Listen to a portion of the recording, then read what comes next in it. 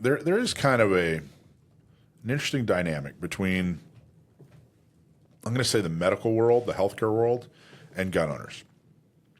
And I think, obviously as Second Amendment activists, we're vehemently opposed to a lot of the restrictions that they're trying to jam down our throat, and we're right.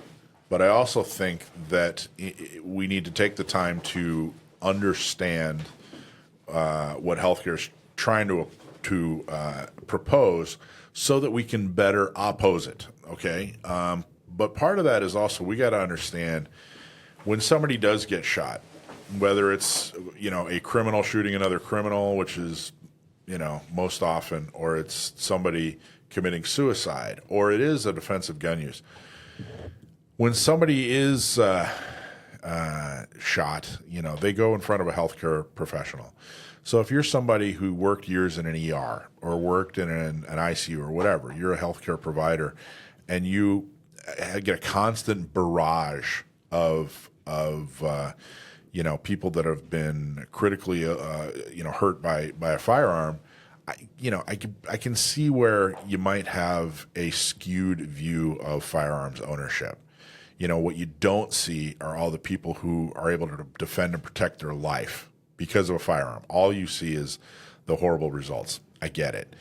So this article, let's talk a little bit about it. It is called Extreme Risk Protection Orders, Ethics for Clinicians. And this appeared in the April JAMA. JAMA is the Journal of American Medical Association. It was actually very well written and it came across reasonable, but it definitely sparks some discussion. More than 48,000 firearms-related deaths and 171,938 non-fatal injuries occurred in 2022 in the U.S. All firearms-related injuries are potentially preventable, and healthcare clinicians may play a pivotal role in risk reduction. Extreme Risk Protection Orders, ERPOs. So remember about a year ago, I said that you're going to stop hearing GVROs and you're going to start hearing ERPOs. That's their new thing, is these Extreme Risk Protection Orders.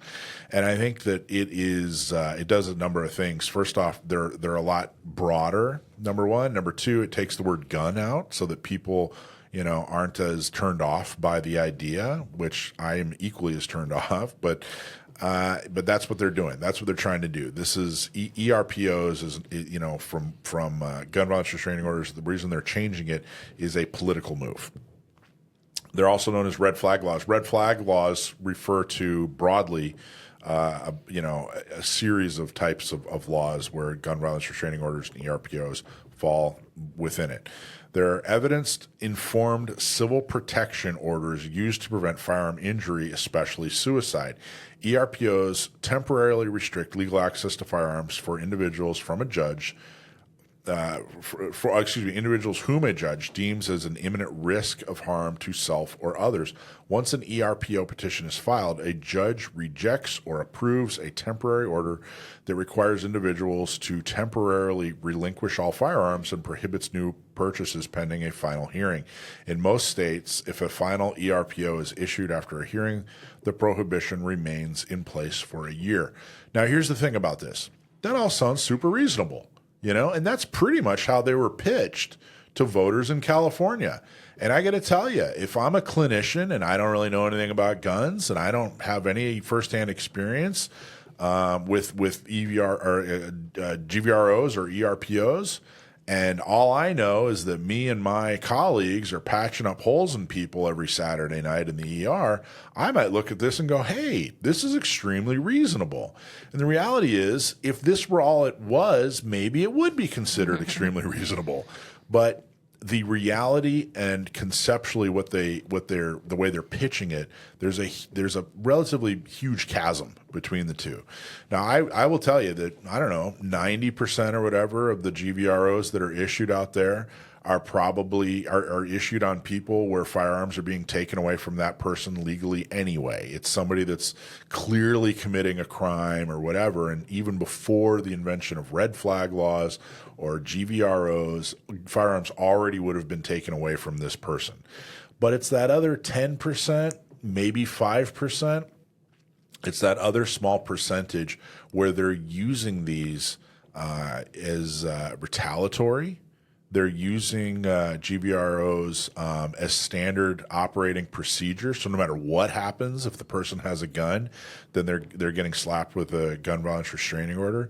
So they're using it as standard operating procedure. They being district attorneys, any kind of law enforcement really, but especially district attorneys and city attorneys that are dealing with non-felony convictions, and they're being misused.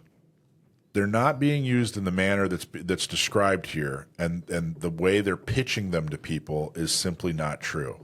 They're, at the very least, no matter how reasoned the explanation is, at the very least, there are nowhere near as many protections for gun owners as there needs to be in these gun violence restraining orders. And this isn't something I'm guessing.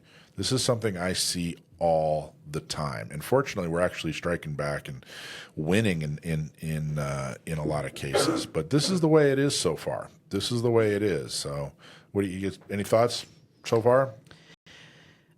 As you were speaking, the one thought that I had is I just was thinking back. I have 4 kids. Yep. So I've spent a lot of time in doctors' offices, right? And I was just thinking, slightly, of course, a different circumstance and what this is speaking to, but I just know that all the physicians that I've come across, I have to fill out those little silly questionnaires when I take my kids in for their annual things, and one of those things on there is asking about firearms. And I will tell you, a majority of the doctors I've ever had to interact with, if I was honest in answering that, they want to have a discussion. That tells me a majority of these physicians, especially the ones that are going to be in a problem with this, have no exposure to guns. They don't know. They know what they hear other people talking about, and they hear the rhetoric that they're taught that they should be following. I think one way that maybe we can make an impact is, I'm sure we all know a doctor. Mm-hmm. Invite them to the range. Expose them in a positive way. Because I think they just have this unknown fear, just like so many other people, this unknown fear, and they fall right in line, in step with what they're being told to do. You're exactly right. The article goes on, it was talking about exactly that. It was saying that most ERPOs are issued by law enforcement, but also family members, cohabitants, mm-hmm. and clinicians can petition. This is the other thing. Currently, only 7 states in Washington, D.C. recognize. Only? It seems like a lot to me. That's a heck of a lot. So this person is clearly not just stating some facts. They have they have a position that they're trying to push. Mm-hmm. And those 7 states are, Colorado's one of them for sure. Yeah, mm-hmm. and California, New York, I'm sure. Yeah. So we explore the ethical and legal implications of including clinicians as petitioners and recommended best practices to avoid unintended consequences. Worthy goal, but so far it hasn't happened. When they have that unhealthy fear, they're more likely to take these steps, and they're given the power to do so. And I think that there are a couple of indicators in this article that clearly this guy is in favor of it and is pushing a position. I just don't know. I mean, I really would. I think that there are too many problems with these protective orders, gun violence restraining orders, whatever, to even start a discussion on whether or not they should be expanded. At the very least, we need to talk about and address these problems. But the reality of these protective orders is, if they are committing a crime, then their guns can already be taken. Right. If they are not committing a crime, why are we taking away their right to protection? And I don't think the due process piece of this is lacking extremely. And again, I've seen innocent people, law-abiding people that aren't going to hurt themselves or others. They get caught up in this, and next thing you know, they have tens of thousands of dollars in legal bills. They may have spent a night or two in jail. Now they're in court. Now their reputation is tainted, and they've lost their firearms. And I've given example after example after example of that. I just don't know if I want my physician to have so much power. I don't think that people, is a doctor's office a safe place, or is it not a safe place? Well, I think this is going to have other unintended consequences.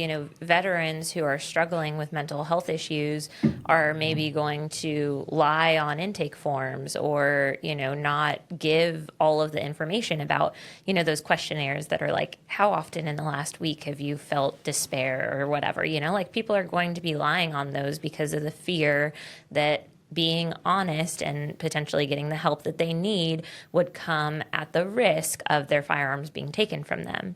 So I think this is a bigger problem than just, the civil rights violation. I think this is bringing the government into a, potentially, a doctor-patient relationship, which should be confidential, should be, pretty much outside of the reach of the government, right? But now we're going to be bringing the government in, including the, police. There's a whole section of this article talking about how there's risk of, during the firearm removal, things being escalated and violent encounters occurring. So the recommendation from this journal is to have highly trained police teams for the safe firearm removal. And it's like, okay, well, people are going to be getting shot.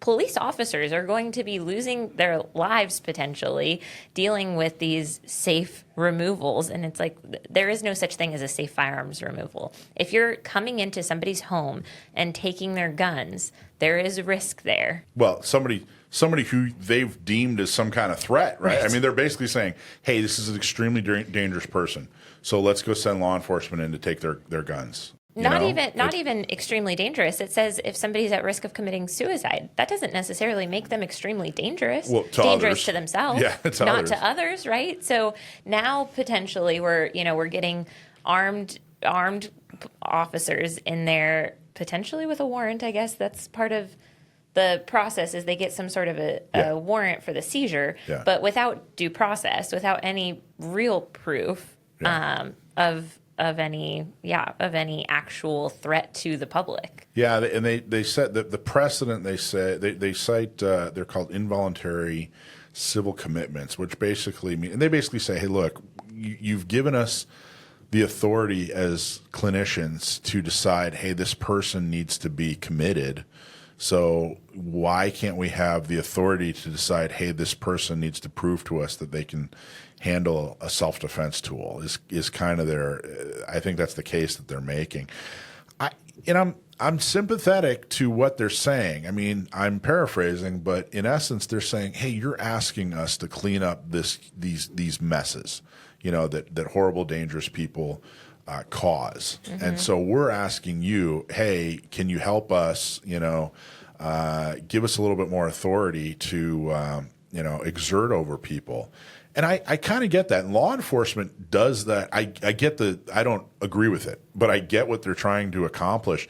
Law enforcement does that all the time. Law enforcement is like, hey, we're good people. We don't want to hurt anybody. We're trying to protect people. So just give us a little bit more authority to, not violate their rights, but just kind of look at their personal property a little, take a little bit of their privacy away from them. And I promise you, we're not going to abuse it.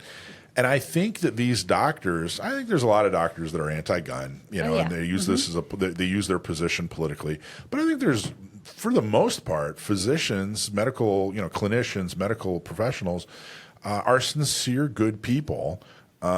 And they're just going, hey, we want to help, and we're good people. We're not going to abuse this, we promise.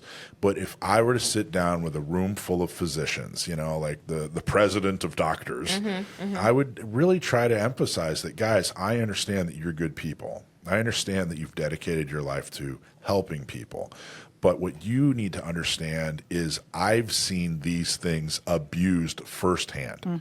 And until I don't think there's a way you can prove to me that they aren't going to be abused. But until you've even started to address the abuses, I certainly am not going to be in favor of the expansion. I was interesting when I was able to acquire my first permit back in the back when they were not back in the day, right? I had asked the clerk when I had my interview. I was just curious, and I had inquired about the most common, because one of the big things is back in those interview days, there was a lot of talk and discussion and questioning as far as circumstances and conditions of issue and why you need it and all of that, right? Those cause statements and things. And I inquired, and they told me that the three top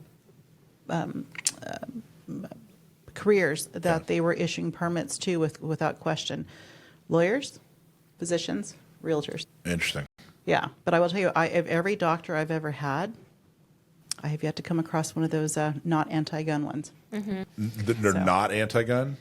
Correct. So the physician, Anti-gun. the physicians you come across the with ones are I've- by and yes. large are anti-gun. Yes. Decidedly anti-gun.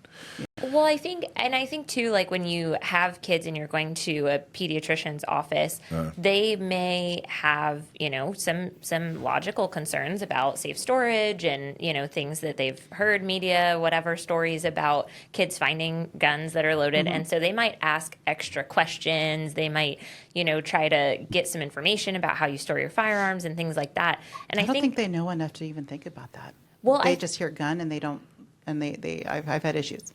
Yeah. I have. Interesting. With physicians. Yeah, I've had people. Why are they the experts on this? Right. Well, they're not the experts. Right.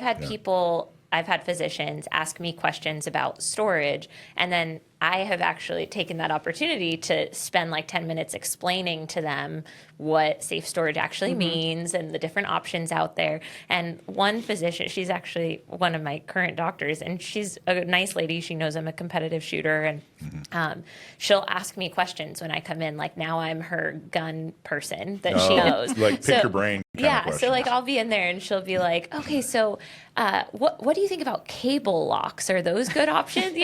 So she's like heard that term somewhere. And so I think Alicia's point earlier was invite a doctor to the range, and I Because if this is going to go concur, down, that may be the Well, power that we have. reality Yeah. is we do give clinicians, we do give healthcare professionals a lot of authority. And, but let's take a look at it. Like if they come in and they say, hey, you need to be on a cholesterol pill, then you gain information from them. You know what I mean? Yeah. They don't send a cop to your house if you decide not to take a cholesterol pill. Right.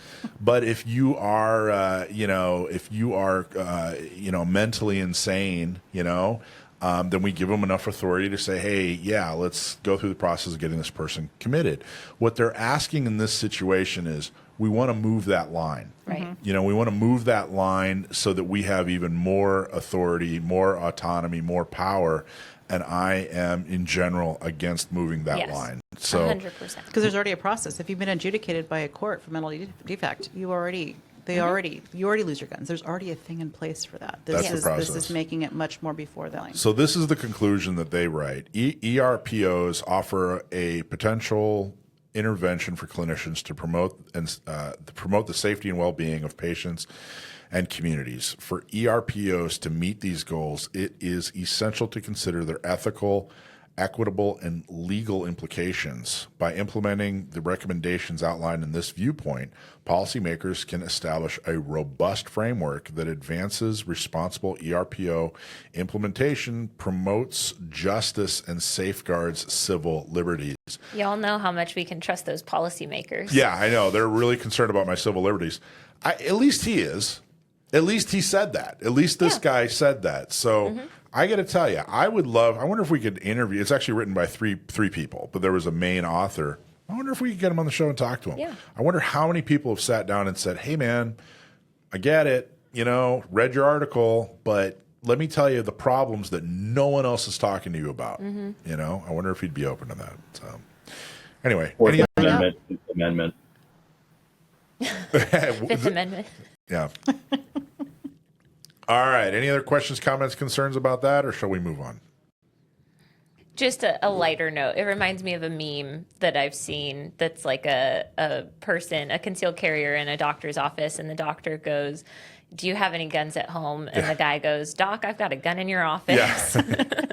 Exactly right. Okay, next. This is very cool.